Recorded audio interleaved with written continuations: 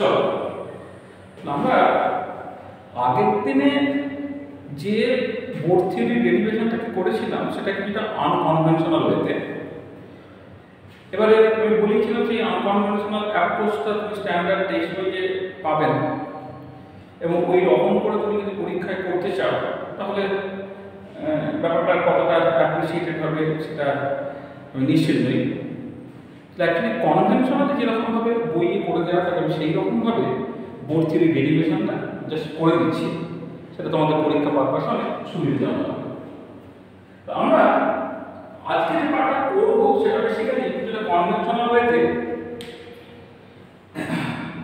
Board থিওরির যে basic পস্টুলেটসগুলো আছে সেই পস্টুলেটটাকে কাজে লাগিয়ে আমি এনার্জির এক্সপ্রেশন, রেডিয়েশন এক্সপ্রেশন এবং স্পিডের এক্সপ্রেশন, এই তিনটে এক্সপ্রেশন বের করতে চাইছি।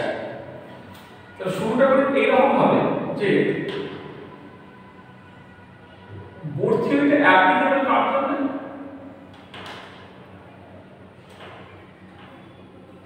Board theory applicable for hydrogen atom or hydrogen like one electron ions এর জন্য, যেমন ধরো হিলিয়াম প্লাস, লিথিয়াম 2 প্লাস থেকে শুরু করে sodium 10 plus, uranium 91 plus and so on। এই প্রত্যেকটা প্রবলেমের ক্ষেত্রে এটা হচ্ছে তোমার ইলেকট্রনের সংখ্যা সবসময় একটা হবে, কিন্তু প্রোটনের সংখ্যা একের বেশি থাকতে কোনো অসুবিধা নেই। তবে এখানে তোমার প্লাস জেড ইনটু ই আর দূরত্বের রেডিয়াস একটা ইলেকট্রন ঘুরছে এইটা। আচ্ছা, আমরা আগের দিন যে কথাটা বলেছিলাম সেটা হচ্ছে এখানে দুটো জিনিস খুব ইম্পর্টেন্ট, না দুটো স্টার্টিং ইকুয়েশন। একটা হচ্ছে তোমার মেকানিক্যাল ফোর্স ব্যালেন্সের ইকুয়েশন,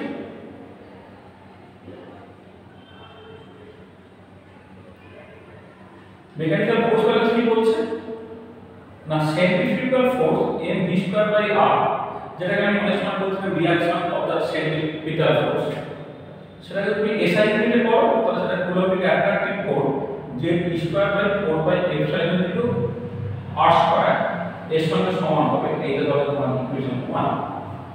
আর ইকুয়েশন 2টা হচ্ছে যেটা আসছে আমাদের বোর্ড কোয়ান্টাইজেশন রুল ফ্রম দা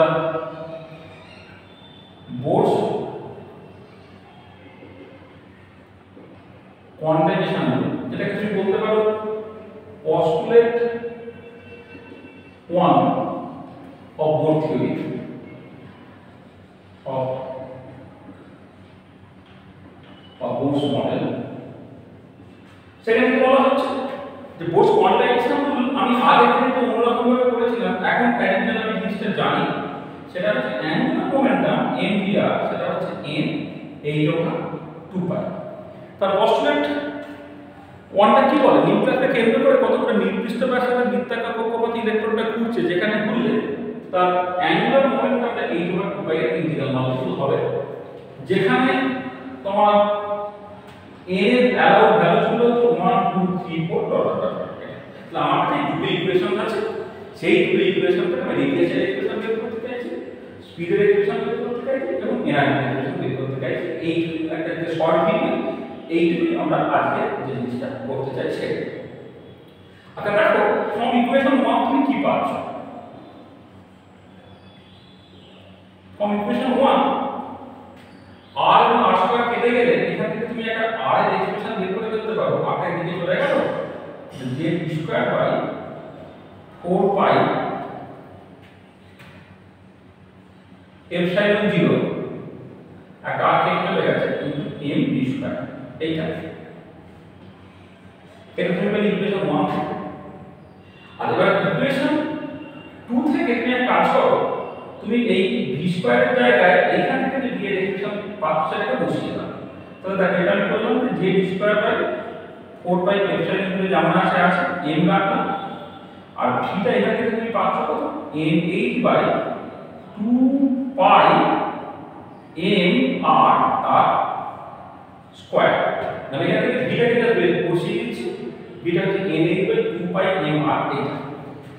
তো কি হচ্ছে দেখো এই জিনিসটা z স্কয়ার বাই এখানে আমি 4 pi epsilon 0 m m square h square আর উপরে চলে গেছে 4 pi square m square r square. ঠিক আছে, তাহলে এই জিনিসটা তো কি কেটে যাচ্ছে দেখো 4 কেটে গেল 4 কেটে গেল পাই আর পাই স্কয়ার একটা পার্ট কেটে চলে গেল m স্কয়ার m তোমার কেটে চলে গেল। তাহলে এখান থেকে একটা এখানে যে r টা আছে এই r আর r স্কয়ার পার্টটা কেটে চলে গেল। তাহলে যদি r টাকে জাস্ট দেখো এখান থেকে এখানে থাকবে কত epsilon 0 m square h square divided by পরে থাকতে কত পাই m j স্কয়ার। দেখো এইটা হয়ে গেল মানে একটা এনার্জি রেডিয়াসের expression. The radius expression r টা হচ্ছে epsilon 0 m square h square by pi m j square. আর আমি স্পিড এবং এনার্জি অন্যান্য এক্সপ্রেশনে যাওয়ার আগে এইটা নিয়ে জাস্ট একটু কথাবার্তা বলে দিই। দেখো এই যে রেডিয়াসের এক্সপ্রেশনটা দেখতে পাচ্ছ এটা কিন্তু এর উপর ডিপেন্ড করে। এইটা হয়ে যাচ্ছে তোমার m স্কয়ার বাই j এর একটা পার্ট তুমি রেখে দাও epsilon 0 h square by pi m square এইটুকু পার্ট হচ্ছে। আর এবার ফর হাইড্রোজেন অ্যাটম এটা z equal to 1 and for the first Bohr orbit কি হচ্ছে m টাও তোমার 1 হয়ে গেল। then radius becomes সেটা আমি a0 নাম দিলাম সেটা কত না epsilon 0 h square by pi m square. ঠিক আছে, তাহলে এইটাকে বলা হয় তোমার বোর রেডিয়াস। এটা বোর রেডিয়াস। আর এবার আমি এখানে যদি epsilon এর এক্সপ্রেশনটা 8.854187 * 10⁻⁻12 coulomb square newton metre divided by -2 বসাই প্লাঙ্ক কনস্ট্যান্টটা 6.626 * 10⁻34 2 সেকেন্ড বসাই এবং তার স্কয়ার করে দিই ডিভাইডেড বাই পাই আছে ইলেকট্রনের মাস 9.11 * 10⁻31 কেজি যদি বসাই আর ইলেকট্রনের চার্জটা যদি 1.602 * 10⁻19 কুলম্ব বসাই তার স্কয়ার করে দিই। তাহলে দেখবে এই পুরো জিনিসপত্রগুলো কেটে কেটে যাবে। কেটে কেটে কি উত্তরটা বের হবে 0.529 অ্যাংস্ট্রম। মানে এইগুলোর ভ্যালু হচ্ছে 0.529 অ্যাংস্ট্রম। তার মানে এই বোর রেডিয়াসের ভ্যালু 0.529 অ্যাংস্ট্রম তুমি জেনে গেলে তাহলে দেখো এই রেডিয়াসের এক্সপ্রেশনটা এখন দাঁড়িয়ে গেল m square by j * a। এই যে final expression is very very important. যখন তোমরা কম্পিটিটিভ এক্সাম দেবে তখন তো প্রথম থেকে এরকম একটা রেডিয়াসের এক্সপ্রেশন থেকে সব কিছু বের করবে এটা করা সম্ভব নয়। এই যে রেডিয়াসের এক্সপ্রেশন তুমি যেটা পেয়েছো এখানে তুমি ওই যে কোনো ক্যালকুলেশনের সময় epsilon 0 h m e গুলো বড় বড় সব এক্সপ্রেশন এগুলো বসে ক্যালকুলেট করতে তো তোমার অনেক সময় লাগে। কিন্তু তুমি বোর রেডিয়াসের কনসেপ্ট পুরো ব্যাপারটা দেখো এখন যদি হাইড্রোজেনের মতো অন্য কোনো আয়ন তুমি কনসিডার করো বা হাইড্রোজেনের অন্যান্য 1 ইলেকট্রন আয়নের জন্য তুমি হায়ার যে অরবিট গুলো তার যদি রেডিয়াস ক্যালকুলেট করো তো এই এক্সপ্রেশন থেকে কোন জিনিসটা তুমি বের করে দিতে পারছো। ঠিক আছে, তাহলে রেডিয়াসের এক্সপ্রেশন এইটা হচ্ছে ফাইনাল ফর্মুলা। এইখান থেকে তুমি নিউমেরিক্যাল প্রবলেম তুমি করতে পারবে। ঠিক আছে, আচ্ছা এবার নেক্সট হয়ে এসো স্পিডের এক্সপ্রেশন। আর স্পিডের এক্সপ্রেশনে যাওয়ার জন্য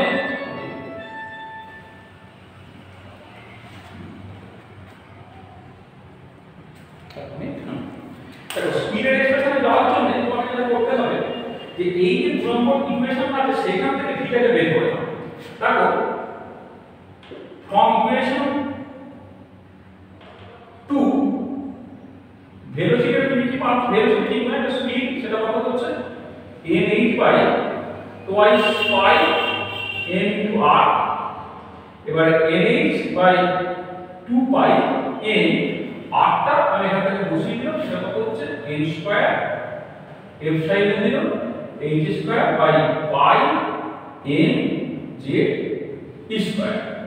তো কি হচ্ছে দেখো এখানে n আর h কেটে গেল, স্কয়ার গুলো যখন কেটে চলে গেল, n কেটে চলে গেল, পাই বাই কেটে চলে গেল, তো পড়ে রইল কি না z square by 2 epsilon 0 n h। এইটা হলো তোমার ভেলোসিটি এক্সপ্রেশন, যেটা দেখো n এর উপর ডিপেন্ড করছে, বা স্পিডের এক্সপ্রেশন যেটা n এর উপর ডিপেন্ড করছে। ঠিক আছে,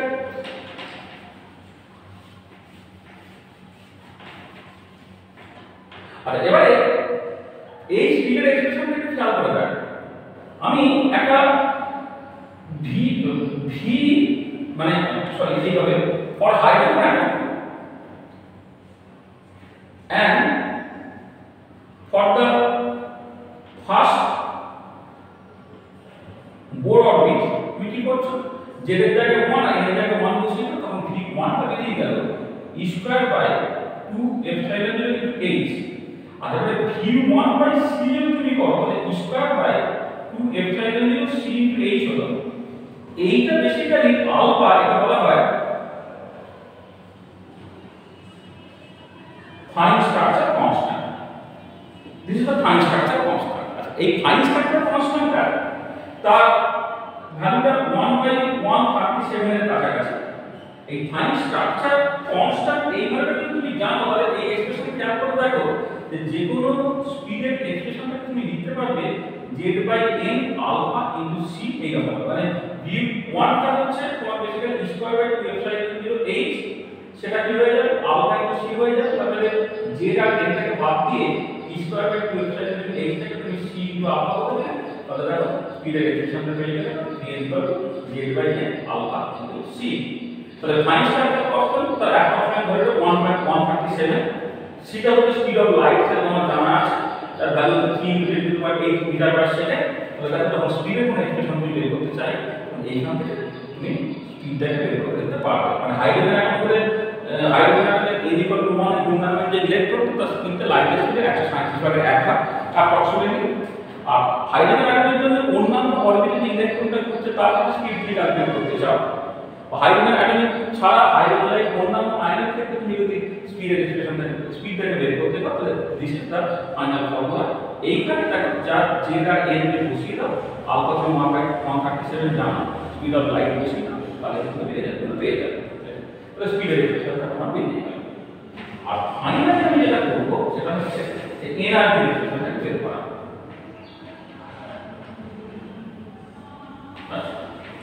দেখো তুমি এখানে বুঝে দিচ্ছি,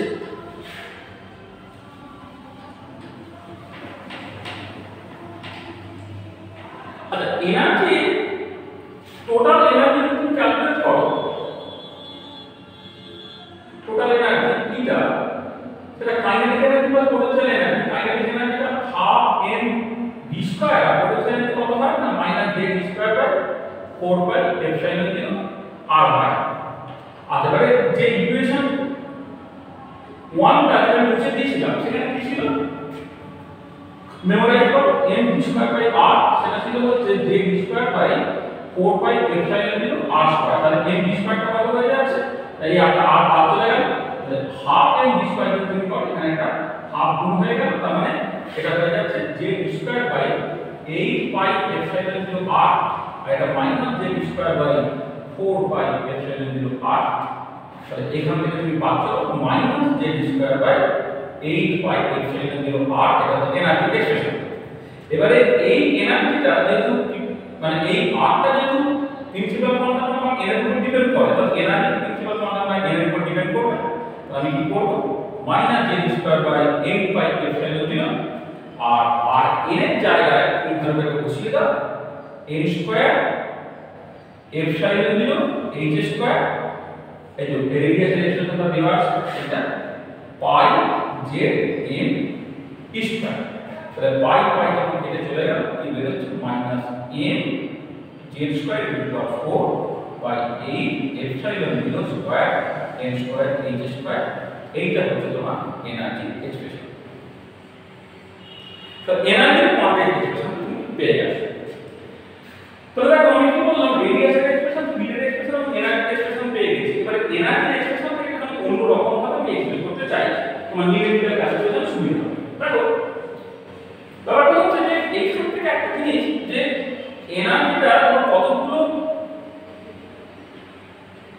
ভ্যালু অফ প্রিন্সিপাল কনস্ট্যান্ট এর উপর ডিপেন্ড করছে। তো এর যেহেতু কতগুলো স্পেসিফিক ভ্যালু অ্যালাউ, তাহলে এনার্জি কতগুলো স্পেসিফিক ভ্যালু অ্যালাউ, সেই জন্য এনার্জি তোমার ডিসক্রিট বা কোয়ান্টাইজ হচ্ছে।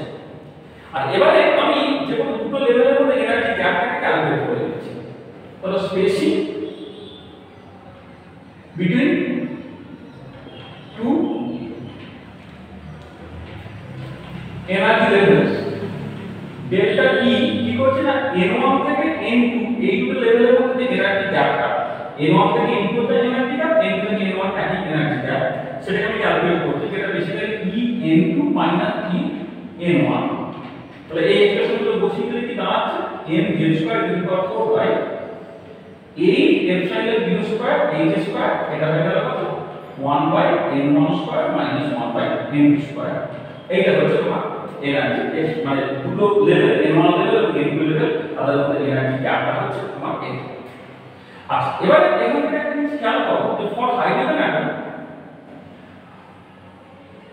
যেখানে z = 1 ফর হাইড্রোজেন z = 1, এবার ধরো n1 টা যদি 1 হয় আর n2 যদি তোমার ইনফিনিটি হয়, দেন এই যে এনার্জি গ্যাপটা যেটা তুমি ধরো এই 1 থেকে ইনফিনিটি, হ্যাঁ এই এনার্জি গ্যাপটা তুমি দেখছো সেটাই বেসিক্যালি ফার্স্ট আয়নাইজেশন পোটেনশিয়াল বা আয়নাইজেশন এনার্জি অফ হাইড্রোজেন।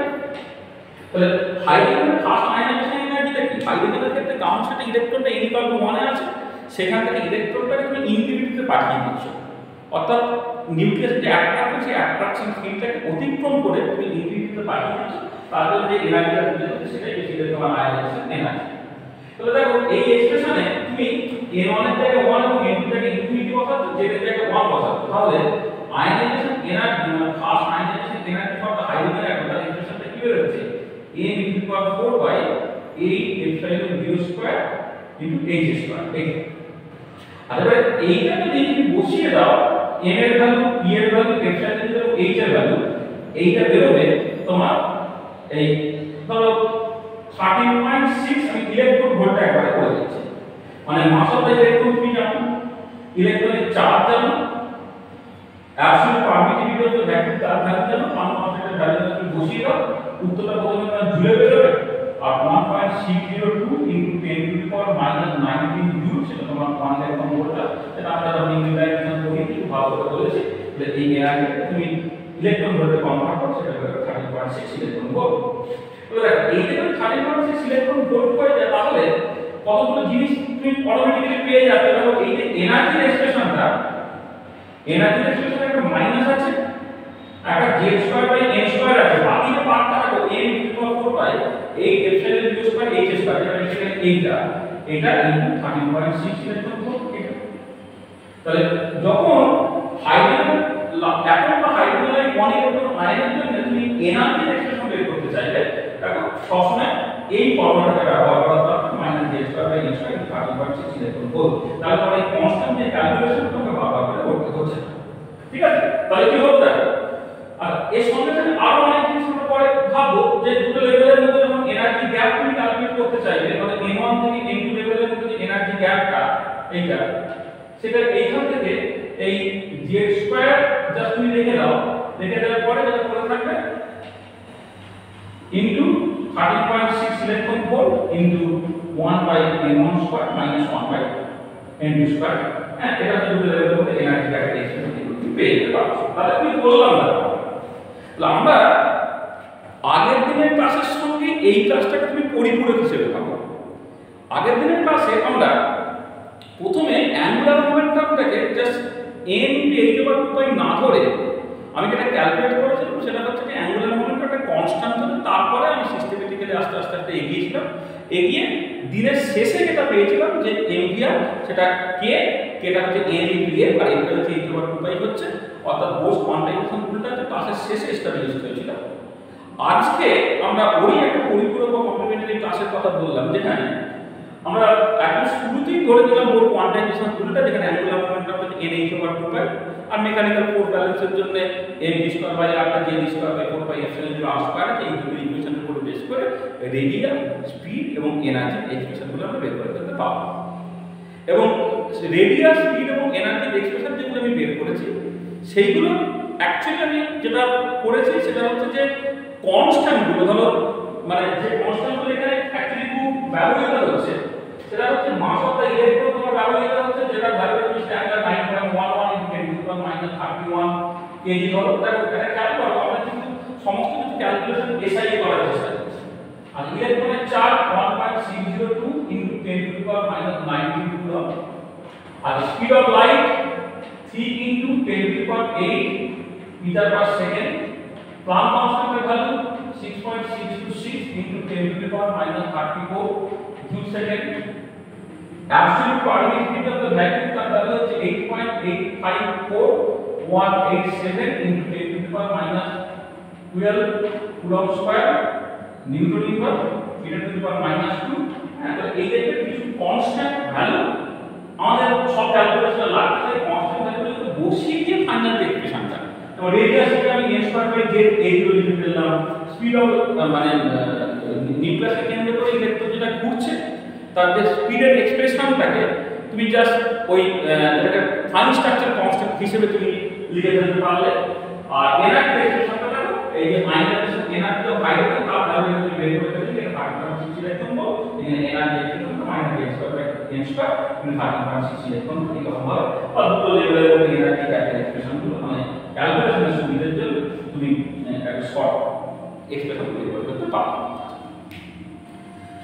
আচ্ছা, এবারে নেক্সট যে কাজটা আমাদের করতে হবে, আমি আসলে এই ভিডিওগুলো আপলোড করার খুব অসুবিধা হচ্ছে বলে আমরা একটু ছোট ছোট ভিডিও করার চেষ্টা করছি। মানে হয়তো যে আমরা এমনিতে আগে যেটা করতাম যে একটা ভিডিও 2 ঘন্টার ভিডিও করার চেষ্টা করতাম, আর তার ক্ষেত্রে টোটাল সাইজটা কিন্তু অত বেশি হতো না, কারণ আমরা আমাদেরকে ডেভেলপ করতাম তাকে স্ক্রিনটাকে ডেভেলপ করতাম 300-400 এমবির মধ্যে হয়ে যেত। কিন্তু এখন দেখতে পাচ্ছি প্রায় 1 ঘন্টার একটা ভিডিও করতে 7 জিবি 8 জিবির মতো ডেটা লাগছে, তাতে আপলোড করার খুব অসুবিধা হচ্ছে। সেখানে আমরা একটু ছোট ছোট ভিডিও করার চেষ্টা করছি, ঠিক আছে? হয়তো ম্যাক্সিমাম আধ ঘন্টার ভিডিও, হয়তো ভিডিও সংখ্যা তোমাদের বাড়বে, কিন্তু একটা দিনে একটা সারাদিন বক্তব্য থাকবে। তো আজ আমরা এখানেই শেষ করছি। নেক্সট দিনে নেক্সট আমরা যে কাজটাকে করতে চাইবো, এই যে এনার্জি এক্সপ্রেশন আমি পেয়েছি না, দুটো লেভেলের মধ্যে এনার্জি গ্যাপ সেটাকে না পেয়েছি, এই এক্সপ্রেশনটাকে কাজে লাগাবো, কাজে লাগিয়ে স্টেটটাকে এক্সপ্লেন করার চেষ্টা করবো। একটু প্ল্যান যেটা বলেছিলেন ডেল্টা যেটা হচ্ছে h মানে hc নিউ বার বা hc বাই ল্যাম্ডা, সেখান থেকে ওয়েভলেন্থ বা ওয়েভফ্রন্ট তার এক্সপ্রেশন পাবো, সেখান থেকে আমার বিট বা ডিফিউশনটাকে নিয়ে আসা, বিট বা গামা ইকুয়েশনটা নিয়ে আসা, স্পেকট্রাল লাইনগুলোকে ইত্যাদি পাবো। ঠিক আছে, আজকে এই পর্যন্ত থাকুক, নেক্সট দিন আমরা এখান থেকে স্টার্ট করবো। ঠিক আছে।